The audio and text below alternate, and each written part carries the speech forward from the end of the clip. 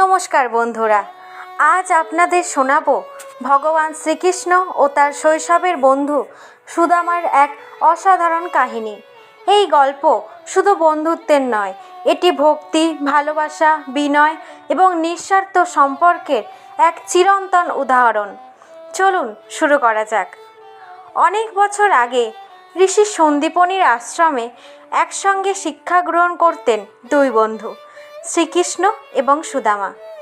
একজন ছিলেন দ্বারকার ভবিষ্যৎ রাজা, আর অন্যজন ছিলেন একজন সাধারণ ব্রাহ্মণ পুত্র।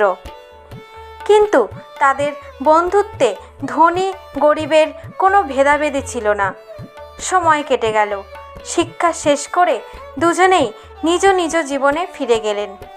শ্রীকৃষ্ণ হয়ে উঠলেন দ্বারকার রাজা, আর সুদামা অত্যন্ত দরিদ্র ব্রাহ্মণ হিসেবে জীবনযাত্রা করতে লাগলেন।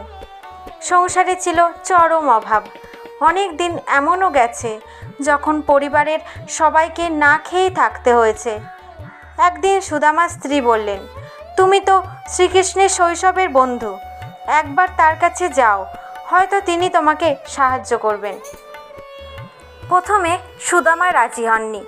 বন্ধুর কাছে কিছু চাইতে তার মন সায় দিচ্ছিল না, কিন্তু স্ত্রীর অনুরোধে তিনি যেতে সম্মত হলেন। বাড়িতে দেওয়ার মতো কিছুই ছিল না।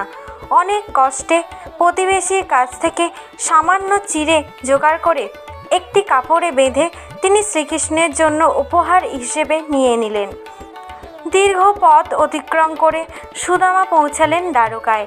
রাজপ্রাসাদের দরজায় খবর পৌঁছতেই শ্রীকৃষ্ণ নিজে ছুটে এসে বন্ধুকে বুকে জড়িয়ে ধরলেন।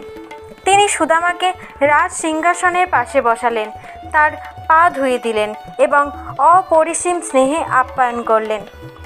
সুদামা লজ্জায় নিজের আনা সামান্য চিড়ে লুকিয়ে রেখেছিলেন, কিন্তু শ্রীকৃষ্ণ হাসি মুখে সেই পুঁটুলি নিয়ে বললেন, বন্ধুর ভালোবাসার এই উপহারের চেয়ে মূল্যবান আর কিছুই হতে পারে না। তিনি আনন্দের সঙ্গে সেই চিড়া খেতে লাগলেন। সুদামা একবারও নিজের দারিদ্র্যের কথা বললেন না। কয়েকদিন বন্ধুর সঙ্গে কাটিয়ে তিনি খালি হাতেই নিজের বাড়ির উদ্দেশ্যে রওনা দিলেন। ফিরে এসে তিনি অবাক হয়ে দেখলেন, তার কুঁড়ে ঘরের জায়গায় দাঁড়িয়ে আছে এক সুন্দর প্রাসাদ। তার পরিবারের সবাই সুখে শান্তিতে রয়েছে। সুদামা বুঝতে পারলেন, কিছু না বললেও তার মনের কথা শ্রীকৃষ্ণ জেনে গিয়েছেন। বন্ধুর প্রতি তার নিঃস্বার্থ ভালোবাসা ও ভক্তির প্রতিদান দিয়েছেন ভগবান নিজেই। এই কাহিনী আমাদের শেখায়, সত্যিকারের বন্ধুত্ব কখনো ধনসম্পদ দেখে হয় না।